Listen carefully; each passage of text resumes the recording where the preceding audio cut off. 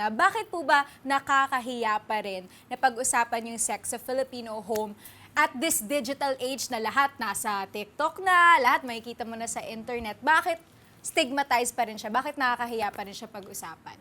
In terms of the society, when I started speaking about sex publicly, syempre sobrang daming nag-bash sa akin. Tapos ang nakakagulat pa nun, mas madaming babae ang nag-bash sa akin. In my take is that you do it with the right person, may consent. Yes. Hindi mo binababa yung sarili mo just because of that. Diba? Because sex is fun. Sex is good. Ano ba yung nakita mo ng changes so far here in the Philippines in terms of how we view sex? Like, has there been improvement? Has there been Yes. significant change so far? And what's so surprising for me is that mas madaming lalaki. Yung isipin mo, babastusin ka. Pero hindi. They really want to learn. Yun yung importante, the guidance, diba, of parents. Kaya nga, sinasabi ko, yung mga bata, yes, we teach them sex education in school, but yung kailangan talaga natin turuan are the parents. Ito na yung oras na lumalabas na ako, ganun. Sabi niya lang sa akin na, alalahanin mo yung babae na bubuntis, hindi ikaw ah. So, anong ginawa mo? Di ko siya binuntis. Perfect ka dyan. Proud na proud siya. And I mean, I love him, Sobrang proud siya. Sabi niya, Doc, ma'am, you know, I had sex last night and we did it 2 times. And what I did was, I used the condom again, but the other side. Oh, no! Side A, side B!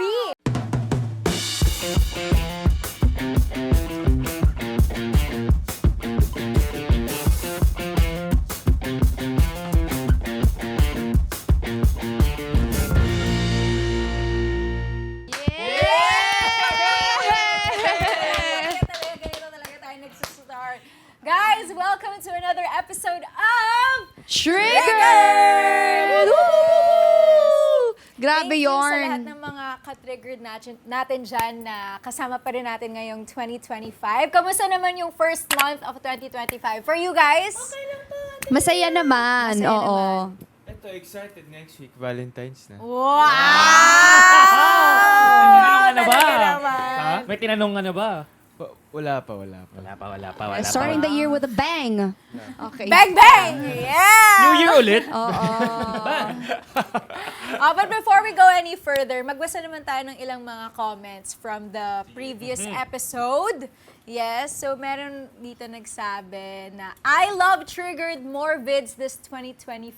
Sabi. Yes. I agree, Ace. Thank you so much. Tapos meron din dito si Rosita Liagas 8927. Sabi niya, first time I watched your show and I like it. Your topics are interesting at saka na-amaze din ako kung paano kayo humawak ng show. Each of you were showing how talented as a host. Thanks. Thank you sa curiosity ko, napanood ko na to. Na-share kasi to sa group ng Queendom sa Messenger. Wow, grabe. Nagko-crossover na. Grabe. Mga Queendom Ikaw na naman fans yung bida. Wala nga papuri sa kanya. Wala, hindi naman ako Queendom pinag- kasi Queendom. Dapat magpasalamat na lang tayo na yung Queendom fans, di ba? They also Yes. choosing to support us here on Trggrd. So thank you so Yes. much, guys. Thank you, Queenies. Maraming Thank you. salamat. Kayo naman. din, magbasa din kayo Ito dyan. naman may nag-comment man. Sabi ni Cams Moriel, to more episodes and to more years of Trggrd, I love watching and listening to the vodcast. Ito din, sabi din ni Lane, looking forward na ako sa mga episodes next year. Wow, kakastart pa lang ng 2025 no? Hindi, kinoment niyo to last year, last 2024. year. Okay, ayun. I love every episode of Trggrd and syempre, yung mga hosts. Yes naman, maraming salamat. At dahil dyan, Ano? wala lang. Wala lang. Okay. Ito kay Benj. Sabi niya, Jack and Emma reveal na po this 2025. At sabi ni Lane, this. Nako. Wala, Madami-daming marami Jack. kasi Oo, sila. madami-daming Emma yan. Madaming cast of characters Yes. for the roles of Jack and Eh, Emma. napasa-pasa kasi yung pangalan na yun. Hindi pwede, baka marami kaming mga friends namin, tas di na namin friends. Maraming mga Trggrd. Mag-reveal namin yan. Let's keep Oo. them as friends. But, eto na nga, dito na tayo sa yung special part talaga of this episode. Today, we have a guest. Matagal-tagal na rin na hindi tayo nagkaroon ng eksperto dito sa Trggrd. So today, we're gonna make it a little spicy. Let's get it on. Ang Extra guest spicy. natin today, she is a sex and relationships Ay. therapist, educator, and broadcaster. She is a board-certified diplomate in clinical sexology by the American Board of Sexology. She is the founder of the Unprude app. Please join me in welcoming Dr. Rica Cruz! Grabe, so sexy. Yes! Yes. Of course! Yeah, love Lumilitaw. it. Oh. Ano yung milita? Mais naman. Oo. Ganda. Glowing! Glowing. Hello, thank you for having me here. Ready na ba kayo? Ready Yes, na? ready. Kinabahan mo. Shout out po sa parents ko. Exit out of the video. Yes po sa mga, nagmamahal po sa amin dyan. Exit! Ito yung magiging favorite ng dad ko. Ay, diba? Ako rin ng nanay ko. Dapat nga mas manood sila. Tama Para po. mas makilala nila kayo. Wala naman dapat ikahiya. True. Oh, sakto. I-segue Hindi ka na rin sure. natin. I-segue na po natin from that to our first question lang na bakit po ba nakakahiya pa rin na pag-usapan yung sex sa Filipino home at this digital age na lahat nasa TikTok na, lahat makikita mo na sa internet. Bakit stigmatized pa rin siya? Bakit nakakahiya pa rin siya pag-usapan? Okay, kasi generationally naman, kahit noong unang panahon, talagang stigmatized na ang sex, no? It's really clouded with shame and with guilt. And bakit ba nangyari yon? Gusto niyo ba mag-lecture ako dito? No. Go. Yes, ma'am. Okay, before colonization, ang sex is very open sa ating mga Pilipino, di ba? Paganism, they were actually having sex with one another. And kung sino man yung mabuntis doon, yung pag nanganak sila, ang nag-aalaga is the whole tribe. So, ganon ka-open. And women were actually sexually empowered. But then, we were colonized. And they said, the people who colonized it, they said, okay, women have so much power. We have to do something about it. So, patriarchy happened. And they coursed it through religion. Kaya nagkaroon ng mga concepts na bawal pag-usapan ng sex, you have to stay, you have to stay celibate until marriage, that you can't really practice anything sexual because it's a sin. So yun yung nangyari. And isa pang consequence nun during that time is nawalan din ng economic advantage yung mga babae. So, hindi na sila pwede lumabas, hindi na sila pwede makipag-usap sa mga tao, and the power transferred to the men. So, dahil 300 years yon hanggang ngayon. Naging ano na natin siya, naging norm na natin siya. Ingrained na siya so in our na-ingrained culture. na siya sa atin. Kasi parang yun ay tinuro na value sa atin eh. Na kapag sex, mali siya, bawal siya, mali siya, di ba? Bawal siya, it's lustful, and it's a sin. Okay. Doc, may question lang ako, Doc. At medyo personal lang. Bakit mo pala napili tong field na to? Because I love sex. Okay. Girl. Period. Pinili po ba kayo parang medyo liberated? din Ay, kayo? hindi. Hindi. Actually, yun. I love sex and then I started having problems with sex. Yung asawa ko, hindi nakipag-sex sa akin. Di ba ang ganda ko? Of course! Of course, yes. So, Sir, why like ang that? nangyari noon is I started questioning myself na parang pangit ko ba? May mali ba sa akin? Tapos wala akong mahanap na tutulong sa akin here. Parang I couldn't find anyone. That's why I studied sex and then I decided to be a sex therapist. So, because I know that the problem that I had before, madaming nakaka-experience nun eh. And for sure, naghahanap din sila ng tulong. So, I wanted to help out. Mag-sex therapist na din kaya? Pwede! So, Doc Rica, since we discussed nga po na yung culture talaga dito sa Pilipinas is very stigmatized yung topic of sex. So, mahirap po ba maging isang sex therapist dito sa Pilipinas? Like, paano po yung naging reaction ng parents nyo or the people around you nung sinabi ninyo na ito yung field that you want to go in? And ano po yung parang naging challenges ninyo so far in this field? Okay. I grew up in a very, very Catholic household. until now, I lecture and commentate in church. So when my dad found out that I wanted to be a sex therapist, sabi lang niya sa akin, sex, ano yan? Tapos, binayaran naman niya yung, yung tuition ko abroad. Kasi umalis na nga ako. Let's go, daddy.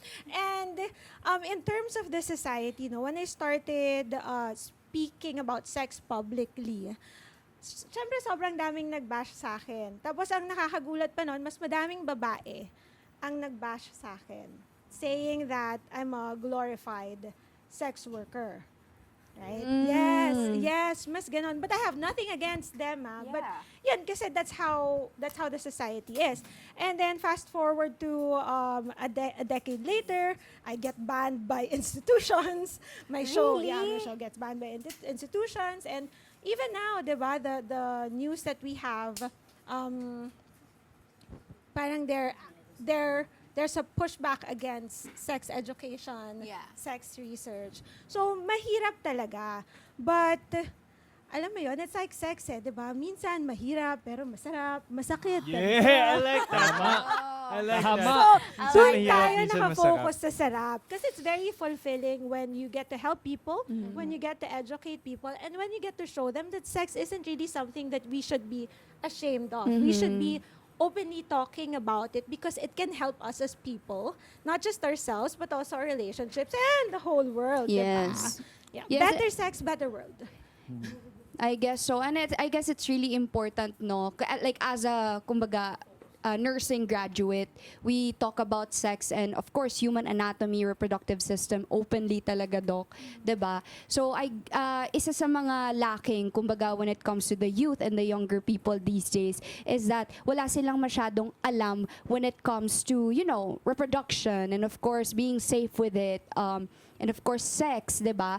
Ang iniisip na lang nila na parang when they engage in sex or intercourse, agad-agad mabubuntis sila, which doesn't really, happen. First off, you have to know your cycle, yung mga ganyang bagay para tama yung timing. And also like hindi nila alam yung kumbaga how to be safe, how to protect themselves from different diseases, 'di ba? So parang I would agree with what you said talaga, doc, that it's so important. Sex education is also really important. But I guess, yung isang bagay lang, yung parang about like the religion itself, I do feel like, hindi naman siya, kumbaga, ayaw, may mga ibang tao na ayaw talagang pag-usapan, like it's really like a taboo, but there are some, like say for example Christians, they're open naman to talking about it kasi nga parang part nga of the Bible, it says na parang sex is a gift from God. Okay, so parang hindi naman siya pinagbabawalan gawin or whatsoever, pero sinasabi lang talaga doon na it's okay, go reproduce pa nga sabi ni God, go reproduce, go multiply, ganun. But yung siguro pag mali lang siya if you do it in the wrong way. Oo. At yung ano lang naman dun, yung point lang talaga dun is that if you do it in the right way, it's much better kasi mas safe ka. Ibig sabihin, you do it with, ang importante lang dun in my take is that you do it with the right person, may consent. Hindi at saka hindi mo binababa yung sarili mo just because of that, 'di ba? Because sex is fun, sex is good. Oh, yes. It actually makes you happy with all the hormones and everything. Basta at the end of the day, you just have to do it right and protect yourselves, 'di ba, doc? Oo. Just to add on to that, like siguro I guess that's parang what you say, like may mga Christians naman ngayon na open to it. Siguro that's growth rin in sex education, not only here in the Philippines but overall. Pero as an expert, doc, question ko lang din na kung ano ba yung nakita mo ng changes so far here in the Philippines in terms of how we view sex? Like, has there been improvement? Has there been significant change so far? Oh, definitely improvement. Yes, definitely improvement. The pushback will always be there. It's been there for generations. And I'm not just talking about like a particular religious group because I do know a lot of religious people who are open about talking about sex because they see it again as a gift. And I think it's more of the misinterpretation of what sex really is that becomes a problem for a lot of other people.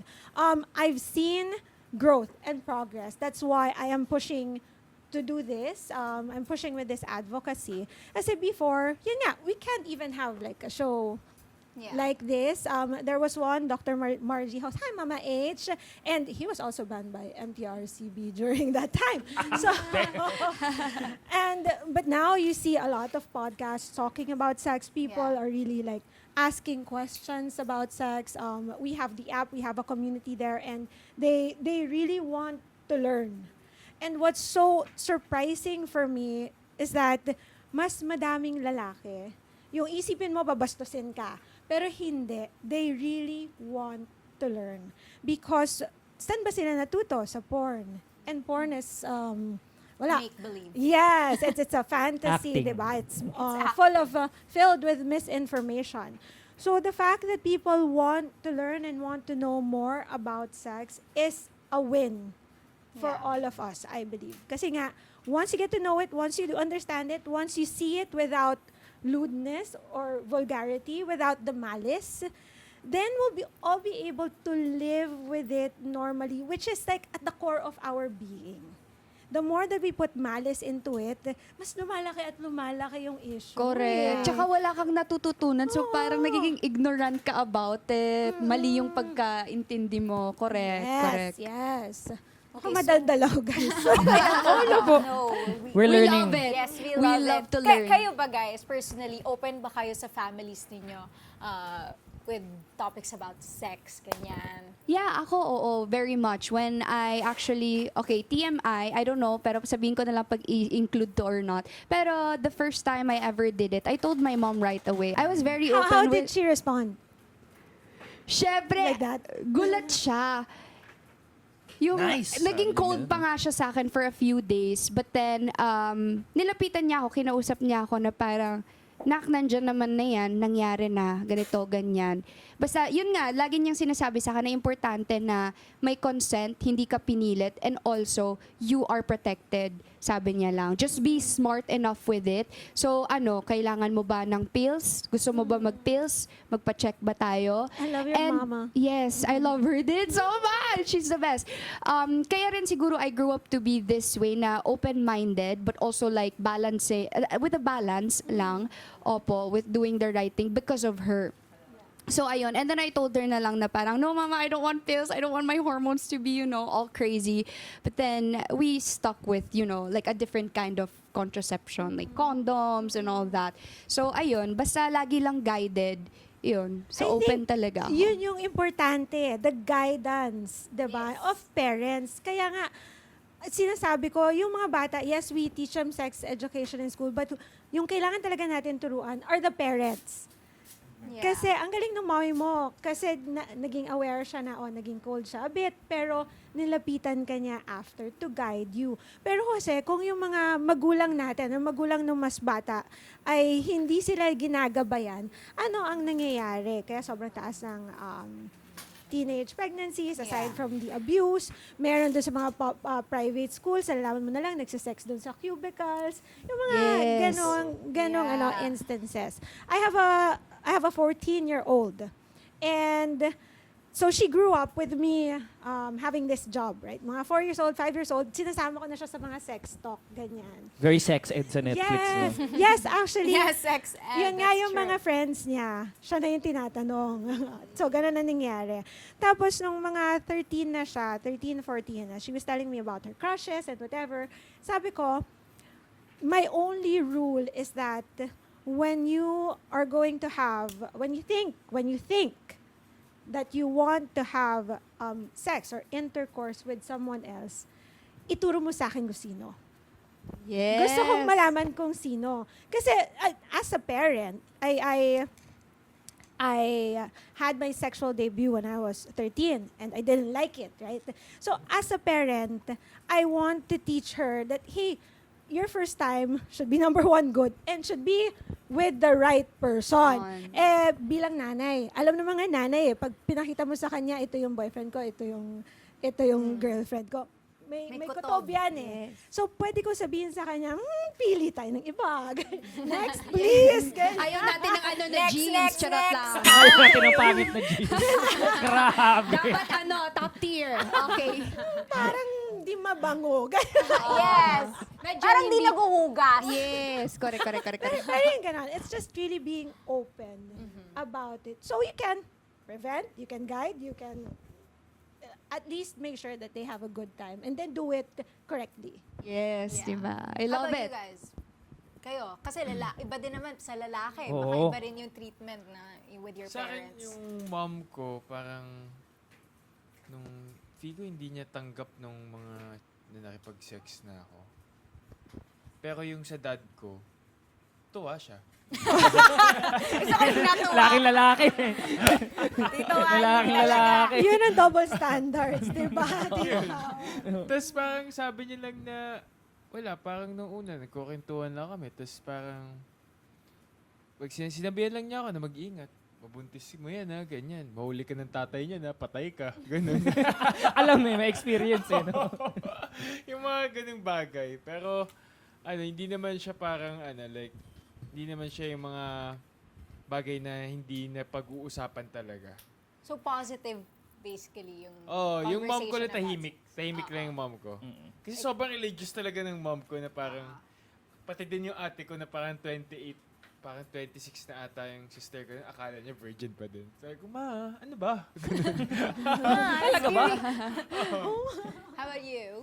Ako, kami rin, di naman masyado, open naman, pero di talaga siya na laging pinag-uusapan. Parang, ang na-instill lang sa akin ng mom ko, di na talaga namin sinabi na, mom, I'm starting to have sex. Parang, nung nakutuban niya na tipong fourth year high school na ako, gano'n, na parang alam niya na this is the time na mag-explore na usually. The birds and the bees Oo, talk. na ito na yung oras na lumalabas na ako, gano'n. Sabi niya lang sa akin na, alalahanin mo yung babae na bubuntis, hindi ikaw Ay, very Oh, good. that's nice. Sabi niya sa akin. So, parang mas na-instill sa utak ko na mas alalahanin ko yung risk sa babae. Tama. Talaga. Rather than me. Sabi niya, ikaw, kasi yung friends ko mahilig man-trip. Isang beses, pinagtripan nila yung nanay ko. So, sinabi nila sa nanay ko, may panganay na yan. Oh no! Ginaganon nila Tapos, syempre, joke-joke lang, tawa-tawa. Tapos biglang pag-uwi namin, sabi ng nanay ko, sabi niya, ikaw pag ikaw nakabuntis ka, ikaw okay ka lang naman eh. Sabi niya, yung babae na bubuntis inulit niya sa akin. So yun, parang yun lang yung na-instill sa akin ng parents ko. So, anong ginawa mo?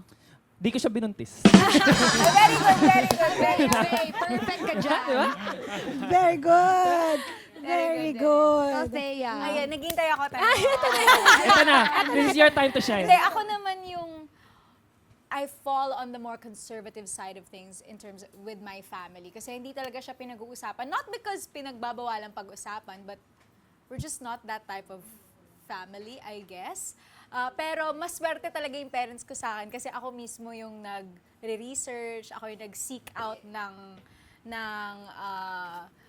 information. Answers. Oo, na ano naman ako like magaling naman ako sa, I think, critical thinking. So, marunong naman ako kung fake news ba to, kung May discernment hoax ka. ba to, yes. So, ayun. Yun. You're welcome to my parents kasi nagsarili ako mag-aral. Nagsarili. Iba yung naisip ko, nagsarili. Pero ang galing mo. Tama din po yun.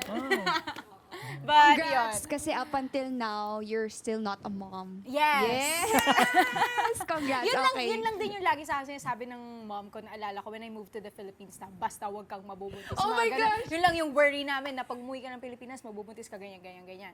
So ako din talaga yung nag-seek out ako ng ways, paano ba hindi mabuntis? Yeah. So ayun. Ako naalala ko yung dad ko, sobrang strict niya sa sister ko. Yung panganay namin, na parang, Fico, yun din yung yun din yung parang... Baka yun yung karma ni Tito. Ganun yung kabataan.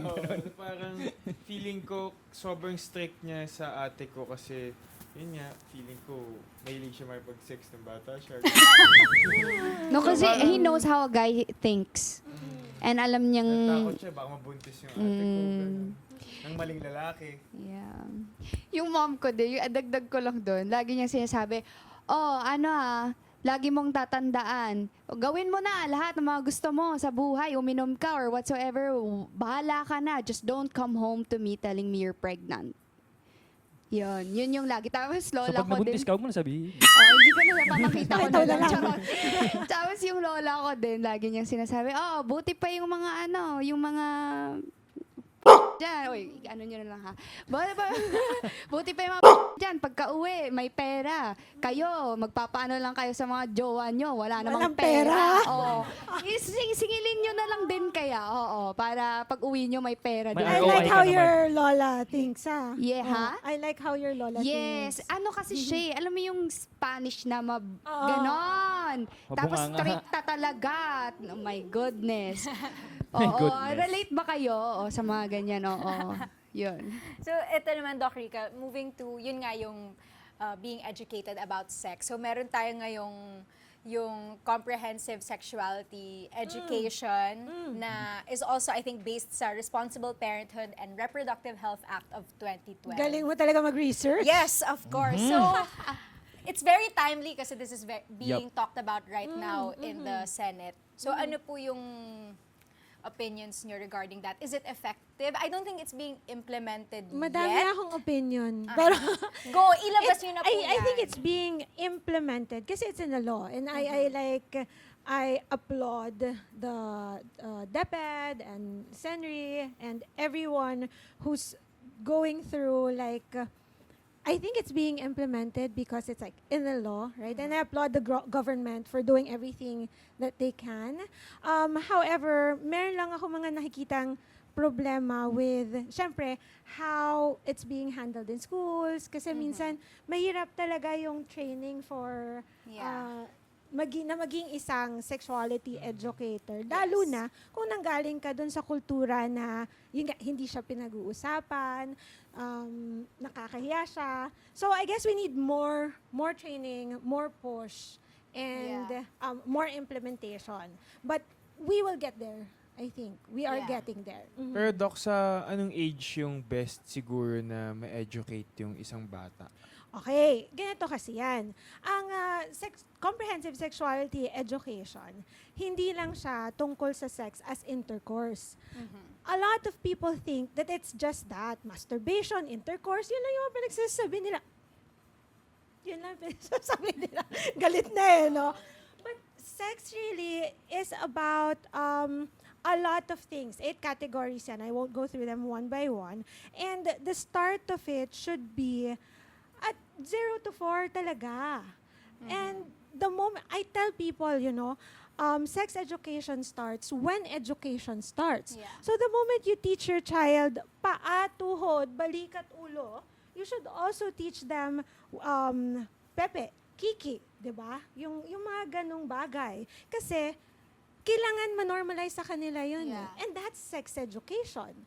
You should also teach them kung ano yung proper na hawak sa katawan nila, 'di ba? Kasi paano kung may ibang taong may humawak sa kanila tapos hindi nila gusto, Exactly. na inaabuso na pala sila.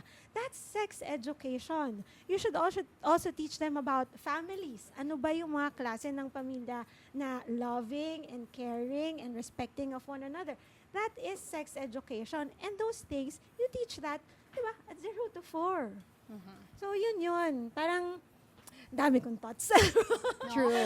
Tama yun. Yun talaga. Kailangan makita ng mga tao na ang comprehensive sexuality education, it's age appropriate, and it's not just about the body. It's not just about intercourse. It's not just about pleasure. Not just about masturbation. It's about living as a decent human being. Yes, I love that so much. Like even because like babies, no, their oral, their mouth, they put a lot of things in their mouth, and that's actually like part of like their growth na ano, di ba yung Yes. oral, yung Kaya alam niyo, di ba? oral face, Yes. genital face, Diba? ganyan. Meron nga din ako nakita before na parang yung children, parang may tendency kasi for them to touch their private yes. parts. And it's not sexual. It's because it's something new that they're Yes. experiencing Curious lang for sila. them. Oo, sorry po. Kaya, yun. Ang sad lang that there's a lot of pushback against it, especially right now. I don't understand why Kasi nga may certain mali groups siya. are trying to spread lies and fabricate misinformation. Parang it's just so sad na why are we hindering progress? Yeah. Why are we hindering progress? That's actually the question. Just to let people keep them ignorant. I Yeah. wanna add on to what you said, yung children, toddlers, diba, touching themselves. And it's not sexual at Yeah. all. It's not sexual. It's more of, yun nga, exploring the body and also finding out na, nakakakiliti pala to. It's Relate not, ako. Ganun din ako. Oo din, To, napapagalitan ako din dati. talaga. Ako din. Mga siguro early primary. Oo, like 4, 5. mga ganon. Oo, oo. Mga senior kindergarten Yan, to like yan, mga yan. grade 2. Hindi dahil nag-masturbate ako or anything. Hindi ko rin ma-explain. Oo, saka na yun, later pa yun. Pero ngayong mas malaki na ako and I read about it, doon ko na-realize na, yun pala yun. Parang, gusto ko na siya hawakan, hindi dahil whatever, I feel pleasure or anything, but it was just something interesting. It's nakakakiliti. It's like, kinikiliti mo yung kilikili mo or kinakamot mo yung makate sa likod. It's just that. Pero, nilalagyan ng mali siya ng Yeah. mga tao. Okay, dahil mahilig ka sa research, ito, gusto kong i-research mo, ha? Okay po. That masturbation actually starts in utero. So, yung mga fetuses, sa loob ng wombs, diba? They touch their genitals na. And, kung lalagyan mo pa ng mali siya yun, ewan ko na lang. Diba? Wala kang consciousness yun, Oo, ah. tapos makikita mo, may mga videos on ultrasound, may mga pictures, para maintindihan natin that it's really innate. Yeah. Touching our genitals, it's innate. And it's the moment that we put malice into it, kunyari, naging sexual siya after puberty. Tulad nung sinabi mo. Yun na yun. Parang okay, kung yung nahuli mo yung anak mo na nagsasalsal dahil 16 years old siya, hindi pagalitan mo kung hindi yun yung values mo. Sabihin mo, alam mo, pupunta ka sa impyerno, good luck. Diba? Yes. Yeah. Nasa sa'yo na yun. But to hinder progress, hinder education, hinder science, for everyone to learn, just to impose your propaganda, medyo mali naman ata. Yes, that's really Nilalagyan true. nyo ng mali siya yung bata. Totoo. Bata, di ba, hindi niya alam Katiri? yung ginagawa niya. Facts. Walang Facts. ginagawa ko nun, ah. Ako din, eto, Pap. Doc, ako din po. Meron din ako. Matagal ko na itong pinag-iisipan din. Yung with parents sa mga bata, ano po yung opinion nyo or do you know yung if may scientific backing, yung pagbigay ng nickname sa mga private yeah, parts. no, Kasi no, no, my no. mom, tawag niya talaga Pepe. Like, hugasan mo yung pepe mo. Ganon. Oh, Walang flower, walang ganon-ganon. So, ano po ba yung Nicknames. opinion nyo regarding Yun, that? katulad nung sinabi ko kanina, di ba? Paa, tuhod, balikat, ulo, pepe, tite. You call it what it is. Yeah, we have to call it using the scientific term, the proper body parts. If you call it like yung pek-pek, puke, ganyan, okay lang. Kasi yun talaga yung tawag doon. Bakit? Kasi kapag sinabi mong flower, ano ba yung June, Oh, iba-iba diba? eh. Birdie. Birdie. ganyan. Yung mga bata, Pizza. kunyari may humawak sa kanila. Yeah. Ito yung mga nagiging studies. May humawak sa kanila, tapos sasabihin ng bata, uy, someone touched my June, o may humawak nung June. So yung mga magulang Parang joke, hindi nila alam. Yeah. Oo. So hindi nabibigyan ng seriousness yung mga ganong bagay. So it can, when we talk about the proper body parts, it can actually avoid sexual harassment, molestation, abuse for children who can't really say accurately what they're feeling and what they're experiencing. I think nga po this is part of the pushback against yung CSE and the Prevention of Adolescent Pregnancy Bill. Kasi daw, bakit daw nagsistart sa, kasi K-12 curriculum, bakit daw nagsistart sa kinder? Katulad nga po ng sinabi ninyo, sex education should start when education starts. Kasi the kids are out there na eh. So they should learn about it. It's their body. It's their body and their relationships, di ba? Nakikipaglaro sila. Paano kung kunyari yung kalaro nila, bahay-bahayan tayo. Eh nakita nung kalaro nila yung magulang na nakahubad and whatever. So they try to do it with themselves. Kung tinuruan mo yung anak mo na hindi dapat ganyan, di ba? Wala dapat hahawak sa katawan mo. Ito yung private parts, ito yung kiki mo, walang hahawak, pepe mo, walang hahawak, masusumbong niya sa'yo. So, magagawa ng paraan agad. Diba? O kaya, siya mismo sasabihin, wag. Yes. Yeah. Tama talaga. And obviously, kung ano yung ginagawa natin considering if you look at the statistics sa teenage pregnancy, tumaas pa yung last na release na statistics of 2023, mas mataas pa yung yung teenage mothers under 15. Yes. So obviously, what we've been doing hasn't been working. Galing mo talaga mag-research, no? No, it's very interesting. And kasi it concerns all of us. Like, di ba tayo naaawa sa mga bata under 15 na Yung grade nanay? 8, grade 9. I know. Grabe. You know what's alarming there? That most of these were fathered by Adults. Yeah. 20 years old. Hindi or nila above. ka-age. So, ibig sabihin, they were sexually abused. Yes, meron nga 18 na yung 20 17. above. So, adults talaga na nakikipag-sex sila sa mga bata 9 years old. And Grabe. I just have thoughts. yes. What are your Wala lang, thoughts? kasi- Share your thoughts. Kasi parang narinig din ako pushback about it. Kasi di ba, ang taas ng rate natin ngayon na under 15. Parang ang feeling ko, ang laki ng bias nila towards, parang victim blaming, kumbaga. Na they're saying na parang, since we're allowing sex education, mas nagiging curious curious. daw. Yung mga under 15. Why are we not blaming those 20-year-olds having intercourse with these kids, and why not put the onus on the parents as well for not educating their children? Parang wala lang. I just suddenly had strong feelings lang about it, na parang bakit yung bata yung tinitingnan natin? Bakit ganun yung thinking ng Pilipinas? It's just wild to me.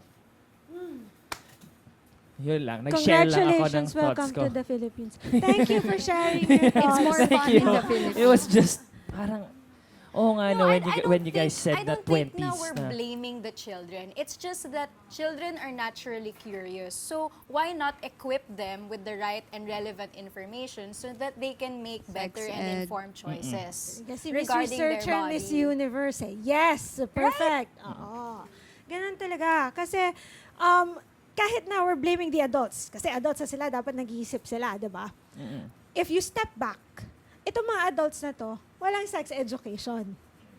If we equip them when they were younger and taught them how to respect other people, what's right and what's parang non-consensual, di ba? What's abuse and all these things, then mas maiintindihan nila na mali yung ginagawa nila, hopefully. Di ba? And they can stop it themselves. Yeah. Kasi comprehensive sexuality education, it doesn't only delay sexual initiation, which contradicts the popular notion na kapag may sex ed, you're making them curious. Hindi, you're making them educated so that Yeah. they can have, gumagano na ako. They can have informed decisions and they can actually say, no, hindi pa ako ready. Diba? Kasi yung curious sila, tapos bigla na lang, Yeah. may ma-feel sila sa katawan nila, okay, ready na ako. Diba? Hindi ganon ang CSE. Second, it also actually reduces cases of domestic violence, sexual abuse, yung mga ganito. Kasi nga, people are more educated and more understanding Yeah. of what sex really is. Yeah. Can I ask a question like Doc? Okay. Kasi I know someone. Wow! Someone. Si Emma. Tapos, medyo young pa nga siya. Pero, aware naman siya. You know, may educated naman siya. I believe so. But however, for some stupid reason, may nabuo. Okay. Oo. So parang, what is your take on that? Na parang, you know about this, right? Like, nanggigigil ako eh. Kasi parang, alam mo to eh. Bakit parang hinayaan mo? Na bakit, so gusto mo lang talaga. O sinasabi mo hindi mo gusto, pero bakit mo hinayaan ng ganun? Okay, so what is your take on those type of People. younger people na ganun nga nangyari? Na tinuturuan naman na sila, pero hinayaan pa rin. Like, hindi pa ba enough? Kailangan pa ba ihati yung ulo mo tapos ipasok Baka doon. ano na yun, human ano na talaga yun. Human error. Human ba error yun? na talaga yun. Factory defect. 5% human error. Yeah, ang tanong ko dyan is, number 1, ilang taon ba siya? And number 2, what was the method of teaching? Oo, kasi iba yung pag masyadong nag-sex ka, ano, mabubuntis ka. Iba naman Ayan. yung ganun lang na pagtuturo sa actual na sex ed. Kasi pero maybe Sige, like... gets ka, gets ka. Oo. Kasi baka mapapanood niya to. Okay. Yung method of teaching, napaka-importante. Paano tinuro sa kanya. And then the third one is, how is the family like at home? Paano pag... parang ayoko naman Ayun. na Baka ang point kasi is, madaming factors involved. Now, Okay. comprehensive sexuality education is just a tool for like the youth so that they have it. But syempre, kailangan din yung sa bahay, maayos yung sa bahay, 'di ba? They're being treated well. Yung mga parents sila hindi nag-aaway, yung mga friends sila. Madaming factors when you are a teenager na nangyayari sa inyo. But our point is, kung meron kang CSE, meron kang huhulugan. Kumbaga, parang if there's a point in your life na, okay, parang, shucks, gusto ko makipag-sex. Ay, nakipag-sex ako, nagkamali ako. What am I gonna do next? Plan B. Yes. Emergency contraceptives. Yes. Yung ganun, parang meron kang mahuhulugan na educated, informed decisions that you can make. Pero So- Doc, may question din ako na parang, paano yung, like, sa mga magiging parent na, kunwari, sa generation na to, sa generation natin na magiging parents tayo, like, kanino kami pwede mag-reach out kung kailangan namin i-educate yung mga anak namin, ganun. Alam nyo, I actually have a sex ed workshop for parents. Na-plug. Yes, we love that. May ganun pala. Meron. Yeah, that's also part of Unprude. Kasi nga, katulad ng sinabi mo, nakikita ko yung mga, kung ano yung nawawala sa society natin. And one of the things that I'm very, very adamant about is teaching parents about sex ed so they can teach their children. Kasi, totoo naman, hindi lang dapat sa eskwelahan itinuturo ito. Dapat, pagdating din sa bahay, nakakausap din yung mga magulang about it. And sila, sabi nga, di ba, walang batas na nagbabawal sa mga magulang na gumabay sa kanilang anak. Kasi sila Yes. naman talaga dapat, Contrary to popular belief.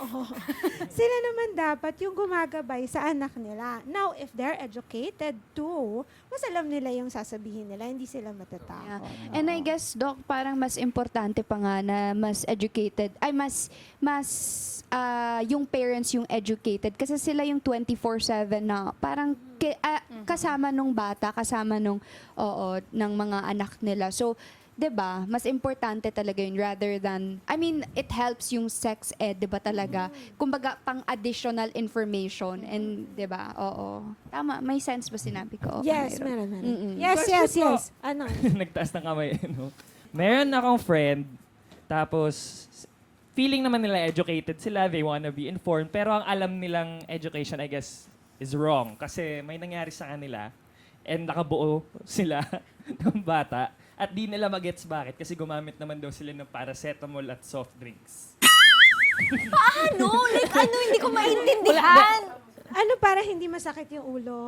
Di ko alam, di ko siya nagets. Pang-refresh daw po yung soft drinks Di ba? after. Ibang ulo yung naisip ko. Parang bakit nagsisimula yung mga ganun? And Mga is there hoax. even such a thing? As, No, there's no. Walang DIY. na DIY na ano. Natawa na lang si Doc. Bigla ko lang kasi naalala, sabi niya sa akin, ha? Alam mo, naalala ko So let's kasi. put that to rest, Doc. Let's make a statement right now. Hindi po gumagana yung paracetamol at soft drinks. Para lang po to sa sakit ng ulo. At panghimagas. Pagkatapos after nila, ng nagparacetamol siya, lunch. tapos Sumakit soft yung drinks ulo. para mag-chill. Okay. Natawa ako kasi naalala ko, meron akong estudyante noon, proud na proud siya. And I mean, I love him, Sobrang proud siya. Sabi niya, Doc, ma'am, you know, I had sex last night and we did it 2 times. And what I did was, I used the condom again, but the other side. Side A, side B. Side Oh, B. matipid. Wala kasi sa budget. Matipid. Hala, diba? But he wasn't in my sex ed class. So sabi ko, you have to come to my sex ed class.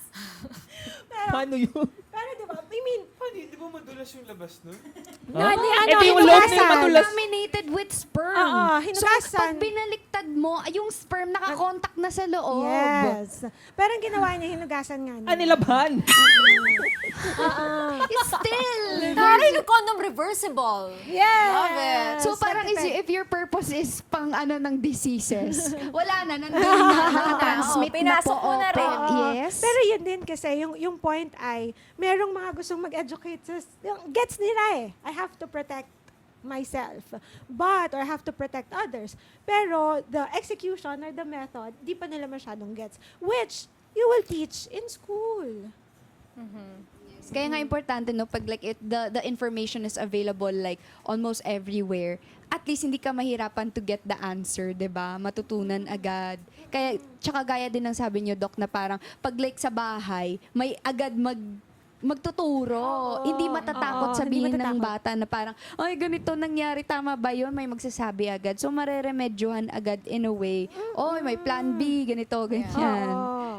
Kasi nakita ko nga rin po na isa sa mga provision dun sa Prevention of Adolescent Pregnancy Bill, yung, Oo. what? It's important! So you read about it. It's Google is free. You can Yeah. search it on the internet. True, we're so amazed. So, nakalagay doon na ages 16 to 18, you'll have access to reproductive health information and services. And if you're under 15, with the consent of your parent or a social worker, you'll also have access to these said products and services. So ngayon po ba, at this point in time, kapag po ba pumunta sila sa mga barangay clinic, ganon, meron po bang access to yung mga contraceptives, ganyan? Sana ha.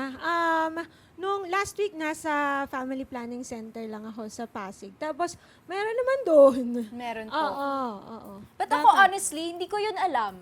Meron. So, Sa mga I guess Ako hindi din. na disseminate yung information Yes. ng mas efficient, ng mas widespread. So, baka yun din yung mga kailangan natin na andyan naman pala yung info at yung products. It's available, it's free. Ang next dapat sa mga Ayun, nahihiya kasi. universities, sa mga colleges, pag nagkaroon Oh, ng yeah. mga free, ang contraceptives, free loops. Alam ko sa UP meron na. So, dun din dapat yung sunod. Yeah. Ano din tayo mag-podcast? Pwede. Oo nga eh. Para alam nila na pag narinig nila yung paracetamol at soft drinks, Hindi maisip ito. nila Yun. na hindi yun tama. Hindi tama. Oo, Okay. walang ganon. Hindi yun Levonorgestrel or Gagana yun. stuff like Hindi yun that. gagana, pre. O kaya, ito yung turo sa akin sa Catholic school o sa relihiyon ko. Ayoko sumuway. O, hindi ko gagawin. Yung ganon. Pero hindi ibig sabihin na yung iba na hindi parang sumusuway doon sa paniniwala ko, masama na sila agad o parang mapupunta na sila sa kung saan. Wala na dapat kayong pakialam kung saan sila mapupunta eh. Isipin mo na lang yung sarili nyo. 'Di ba? And how you be able to deal with others and be a decent human being. Mas ganun lang siya. Circles back lang din siguro dun sa taboo sa Philippines. Kasi may mga kilala din ako na alam nila na may contraceptive sa barangay. Pero yun nga sinasabi Nahihiya nila, nga nahihiya kasi. silang pumunta dun to ask for it. Which is sad. And true din naman na kahit ako dati, bibili ako ng condom, parang nahihiya ako pumasok ng Yun nga din ng- inisip ko kanina eh. ng Gumawa convenience ganun. store na parang feeling ko i-judge ako ng cashier pag binigay ko to. Parang yung tingin niya sa akin na parang Hindi ba mas nakakahiya pag nakabuntis ka tapos wala ka namang pera? Mas nakakahiya yun. So, That's bumili ka true. na lang ng condom. Lunukin mo na lang yung hiya. Or lunukin nyo na lang! Para hindi tama, lunukin niyo na lang. Para hindi makabuntis.